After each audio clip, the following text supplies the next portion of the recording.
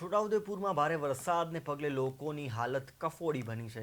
નસવાડીના કુકાવટી low level causeway પર વરસાદને કારણે પાણી ફરી રહ્યા છે। યોગ્ય રોડ રસ્તાની સુવિધા ન હોવાથી લોકો જીવના જોખમે આ કોઝવે પરથી પસાર થવા મજબૂર બન્યા છે। અશ્વિન નદીમાંથી પસાર થતા પશુઓ પાણીમાં તણાયા હતા।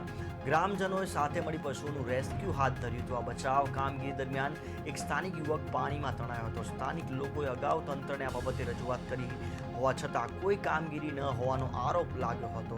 સાથે સાથે ગ્રામીણોએ સમસ્યાનું ઝડપી નિવારણ કરવા માંગ કરી છે।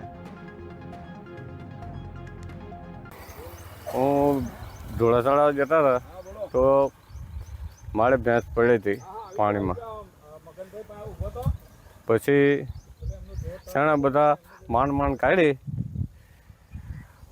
બધા હતા એટલે દોયડાથી બાંધીને એમ તેમ કાઢી તો બધા કાઢવા જતા હતા। એક છોકરો ખેંચાઈ બી જવા કરતો હતો તો એની કામગીરી કરવા જે પાઇપો નાખેલી છે એની માંથી ઝાડખા કાઢવા માટે અમારી વિનંતી।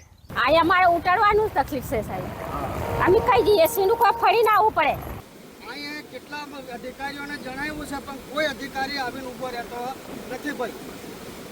જે કંઈ આ નુકસાન થાય છે 10 કે 15 જે પાઇપલાઇન નાખેલી છે એ ગટર બંધ થવાથી માણસોને નુકસાન જાય છે।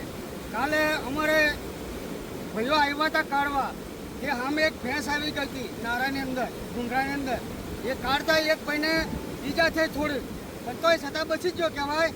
પણ જે કંઈ આ છે એ નવી કામગીરી થાય તારની વાત તારે, પણ જે કંઈ નવું બાંધકામ કરેલું છે એના પોપડા ઉખડવાથી એક બીજા ભાઈને પગ લસતવાથી કે પડવાની સંભવ છે, પણ કોઈ કામગીરીની આને નિદાન કરતા નથી।